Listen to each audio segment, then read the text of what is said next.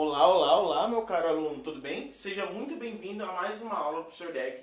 E hoje nós vamos falar sobre as ligações metálicas, ok? Uma ligação extremamente importante, extremamente útil no nosso dia a dia, mas que tem sua devida complexidade. Nessa aula nós falaremos apenas assuntos teóricos, ok? Vocês vão entender por quê, porque essa ligação metálica é muito difícil de ser esquematizada por conta da movimentação dos elétrons. Mas vamos lá, vamos entender da teoria à prática como funciona.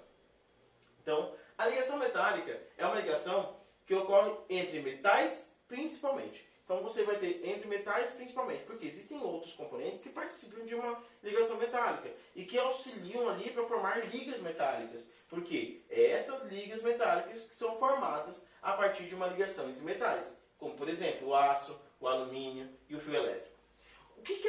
Qual que é a tendência dos metais que você viu lá na ligação química iônica, que a gente falou nas nossas aulas? Isso mesmo. Se você respondeu que eles têm uma tendência de doar elétrons, acertou. Os metais têm essa tendência de doar elétrons lá na ligação iônica e aqui não vai ser diferente. Então, se eles doam elétrons, eles são o quê? Cátions. Tudo bem? Então, a tendência de doar elétrons se mantém lá na ligação iônica, mas, diferente da ligação iônica, as ligações metálicas são mais fracas. Tá? Mas não pense que essa fragilidade das ligações metálicas torna elas menos relevantes. Bem pelo contrário. Essa fragilidade das ligações metálicas é a que torna ela tão importante e tão complexa ao mesmo tempo. Porque a fragilidade das ligações metálicas faz com que eles tenham diversas propriedades, que é o que a gente vai falar daqui a pouco. Mas uma coisa que tem que ficar na cabeça de vocês: quando eu falo de ligação metálica, uma coisa que tem que ficar muito clara para vocês é a questão da teoria do mar de elétrons ou teoria de nuvem eletrônica. Tá? As ligações metálicas ocorrem por quê? Porque há um mar de elétrons que estão em constante movimentação. E isso faz com que elas sejam fracas, mas que possuem diversas propriedades muito importantes e que fazem com que os metais sejam tão usuais no nosso dia a dia. Tá? Então, as ligações iônicas são fortes, as ligações covalentes são extremamente fortes, já as ligações metálicas são fracas. Ok? Vamos lá. Então, o que seria essa teoria do mar de elétrons? Então aqui eu convido você a parar esse vídeo, ir ao vídeo que vai estar aqui na descrição, tá? Porque é um vídeo complementar que vai falar dessas propriedades dos metais e vai falar também do mar de elétrons, dessa teoria de mar de elétrons ou nuvem eletrônica. Beleza? Depois que você pausou esse vídeo, acompanhou o vídeo que está aqui na descrição, que eu vou mandar para vocês, é muito importante que vocês assistam, você volta aqui e a gente continua. Beleza? Bom, já foi o vídeo, já assistiu? Olha que interação. 2 materiais concomitantes, muito importantes para vocês, meus alunos dos nonos anos. Bom, o que seria essa teoria do mar de elétrons, para recapitular para vocês, que vocês já foram aí no vídeo. Então, o que acontece?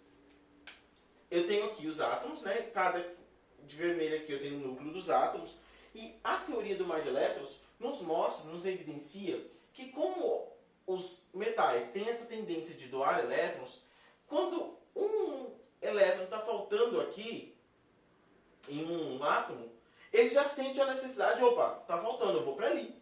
Quando ele vai para cá, ele assume esse lugar, então quando ele vem aqui e assume esse lugar, automaticamente o lugar que estava faltando dele, outro vai e toma o seu lugar. Como fica faltando sempre essa contínua troca, essa contínua falta e suprimento, né, de elétrons no lugar, então o que acontece? Essa nuvem aqui, esse mar de elétrons, fica em constante movimentação. Então os elétrons estão sempre se movimentando porque sempre há necessidade de ir para o lugar do outro e o outro ir para o seu lugar antigo. Então isso faz com que essa ligação tenha devidas propriedades. Então olha só, quando este vem para cá, automaticamente o outro vai para o lugar dele. E assim sucessivamente. Tá? Quais são as propriedades principais dos metais? Bom, as propriedades principais dos metais são brilho. Todo metal tem que possuir brilho. Por quê? Porque quando um feixe de luz incide sobre o metal, e obviamente sobre seus elétrons, o elétron se agita e se desloca. E isso faz com que haja luz. Tá? Ou seja, emita luz, no caso, o brilho. Todos os metais são ótimos condutores térmicos e elétricos. O que isso significa, professor?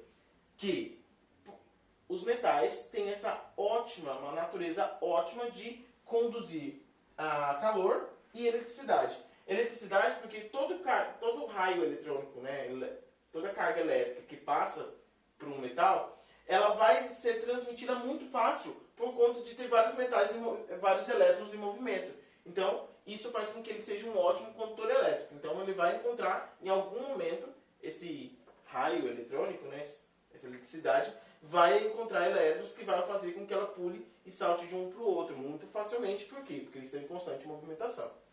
Já a condutividade térmica, o calor, é que é o seguinte: quanto mais quente fica o metal, maior fica a excitação dos elétrons. O que é isso? Aumenta a dinâmica deles e a velocidade de movimentação. Por isso faz com que ele seja um ótimo condutor térmico. Tá? Maleabilidade. O que é essa propriedade, professor? Maleabilidade é a propriedade de um metal dobrar sem quebrar. DSQ. Dobrar sem quebrar. Ductilidade. Uma das, ótimas propriedades dos metais. A ductilidade significa que é a propriedade de um metal ele formar fios, formar filamentos. Como, por exemplo, o fio que o Deck desenhou aqui, que deve ter ficado muito bonito, ótimo, tenho certeza que você admirou o desenho, quase um artista, né? Só que não. E a sectibilidade. A sectibilidade nada mais é do que a natureza dos metais poderem formar lâminas. Então, formar lâminas é sectibilidade. Ductilidade, formar fios. Maleabilidade, dobrar sem quebrar. Professor, então como seriam os exercícios, né, você deve estar se perguntando, dessa ligação metálica, já que a gente não vai fazer esquemas, como na ligação iônica e na ligação covalente. A ligação metálica ela é dotada de exercícios baseados em teorias. Então, por exemplo, o domínio do conhecimento da teoria dos mares de elétrons, saber alguns exemplos de ligas metálicas, qual que é a tendência das ligações metálicas acontecerem, como elas acontecem, por meio da doação de elétrons, ocorre entre quem e o domínio de suas propriedades. Saber a diferença entre um brilho e uma maleabilidade, entre ductilidade e sectibilidade, são importantes. Então, se eu fosse você, já fazia a anotação aí correndinho, porque pode ter certeza, exercícios desses virão. Beleza? Bom, hoje essa foi a aula de ligações metálicas. Aguarde a próxima aula do Professor Deck, com foco nos nonos anos, introdução à química e conteúdos extremamente necessários para você aí no seu ensino médio. Tá? Afinal, todos nós queremos você lá logo, logo. Beleza? Um grande abraço, Professor Deck, e nos vemos em breve. Tchau! Fui!